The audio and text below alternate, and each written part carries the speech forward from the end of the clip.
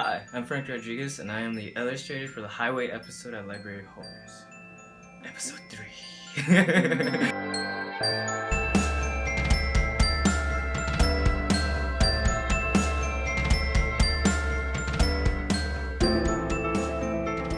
I thought this story was pretty fun to work with. You know, like you never know what's crawling like at night right behind you, and it's always scary, like going somewhere new and not really knowing what's there. Every adventure that I took, I always imagined if there's something in the forest, something that's living like in the mountains, or if even the mountains are gonna move itself, you know. Maybe even a haunted car, you know, from like someone who like passed away at those scenes. You know, part of the creative process is to know what people want in their work. I think my first step was trying to figure out how am I gonna do it? How am I gonna get these things come to life? The hard part is that it's a lot of, you know, it's working on somebody else's imagination. So it's not knowing what they want and what they expect, you know. The process in creating a monster is actually a really tough one. They wanted a giant monster, so I went and I turned to the giant monster films like Godzilla and King Kong.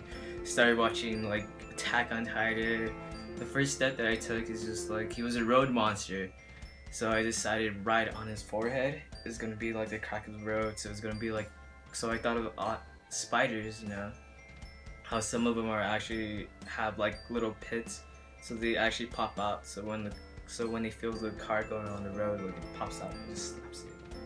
Like I wanted to originally give him like super sharp teeth, a big, you know, like have like his mouth literally, like his jaw just dragging all over the place, you know, like having like slime on the road, you know, because like his long tongue is like popping out. You know, I originally wanted to give him claws, so it'd be like he's like trying to like claw his way through. Since he's a giant and they want him with huge hands, why not make him like super jointed, like extra jointed, so like his hands look kind of weird while he's like bending them and kind of just grappling his way through. The creation of Mr. Sanders, I don't know, it was really hard, you know, the way Kathy made him look and everything. So I was just like, he kind of looked like a sailor in a sense, and so I looked up nothing but sailors, and I figured out that like, you know, some old-fashioned sailors look like hobos because like they're so dirty, and so I kind of wanted to make him feel like he was like a fisherman, you know, like those types that like always warn you about what's actually out there.